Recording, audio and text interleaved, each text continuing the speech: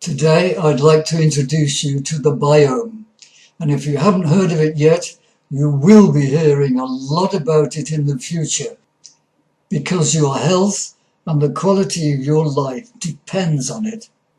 It's now become the focus of the most advanced, cutting-edge medical research, which has finally discovered what some of the ancients knew way back when, that 99% of all diseases are a result of what happens in your gut. Even Hippocrates, the father of medicine, around 400 BC, said that all diseases begin in the gut.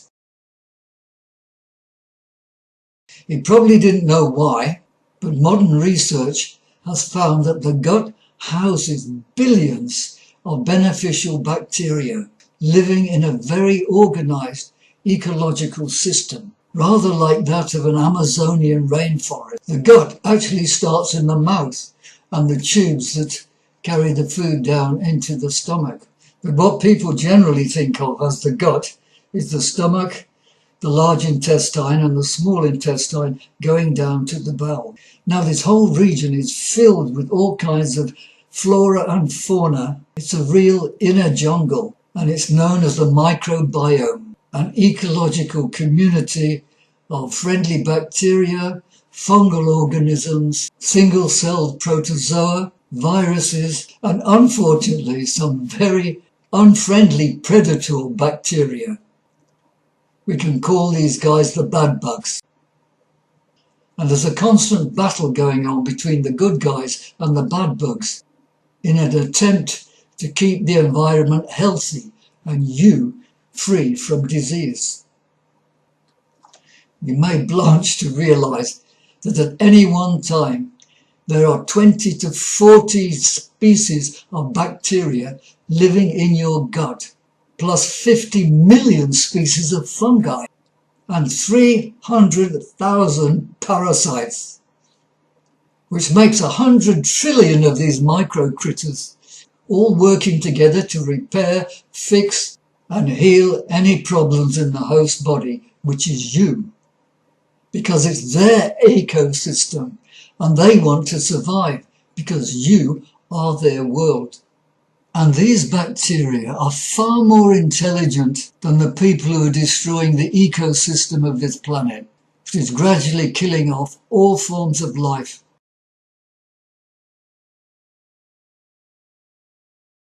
And which, if it remains unchecked, will finally eliminate those cancerous parasites that are crawling all over the earth and are mistakenly known as humans. Anyway, in every single drop of fluid in your gut, there are over 1 billion bacteria. Imagine that. But they're not only in the gut, they're all over your body. In fact, the body is composed of more bacterial cells than there are human cells. This means that we are actually 99% of bacteria and only 1% human. That's really freaky, huh?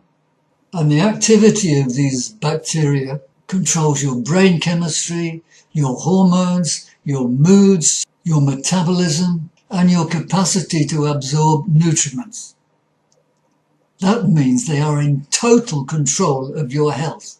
So it does appear that virtually all diseases and discomforts begin in the gut.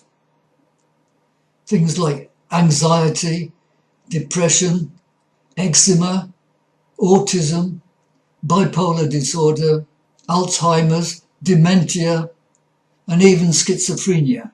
They all relate to an imbalance in the flora and fauna of your gut. So you really need to keep the good bugs happy by feeding them the nutrients they need. Because from the gut, they actually talk to the brain.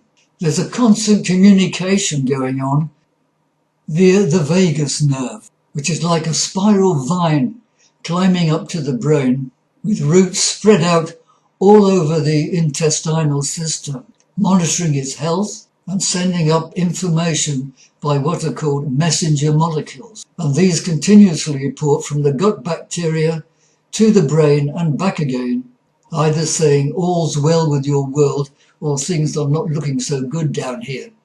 The thing is, if the bad bugs are on the ascendant and they thrive on sugar and sweet stuff, as well as carbohydrate crap like pizza, I'm sorry to say, then the bugs will suggest to your brain that you really fancy a cream cake or a pizza or some other wheat-based junk food that they know will help them to breed and proliferate.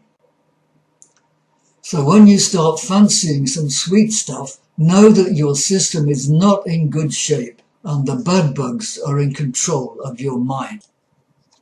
Be aware when that happens. Because a healthy system does not induce you to crave sweet stuff, not even chocolate. You'll find you're able to take it or leave it. Now, as you know, when you're stressed or feeling anxious, you feel unwell in the gut. There's tension there. You feel constriction. But you realize why? It's because stress and tension is quickly killing off the good bacteria that are vital for keeping yourself healthy. They can't handle stress any more than you can. And so they weaken and they die.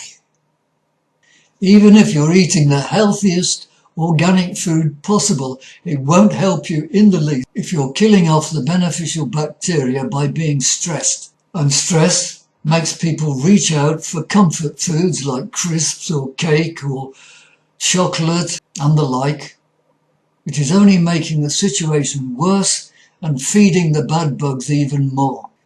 If you're constantly anxious, you're consistently wiping out your best bacteria, and that leads to energy loss, fatigue, depression, and various forms of ill health. Bad bug proliferation is a huge factor in depression. So you need some willpower to stop feeding the bad bugs and give the good bugs the nutrition they need. And part of that is also your mental diet, and not the anxiety-ridden daily diet of TV news designed to keep you fearful. You really need to create a different mindset and attitude to the way you look at life. And I give many suggestions for this in my book, You Are the Light, Secrets of the Sages Made Simple.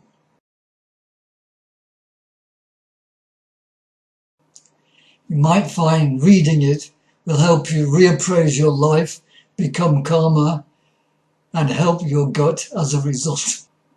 But food-wise, start by cutting out the sugar. You should be aware that sugar is found in all kinds of preserved and packaged foods. Preservatives are in just about every commercially produced comestible, in bread, in cakes, in tin food, even in sausages and any other kind of meats, in which preservatives are touted as wonderful for keeping food fresh longer, which is nonsense. It just keeps it dead longer. You may have heard about the McDonald's burger that was forgotten about in the back of a cupboard for 14 years. And when the bag was opened, the burger was in exactly the same state as it was when it was first bought. No mould, either in the bread roll or the so-called meat burger itself, proving that the whole thing was a non-food with no life force in it whatsoever. That's preservatives.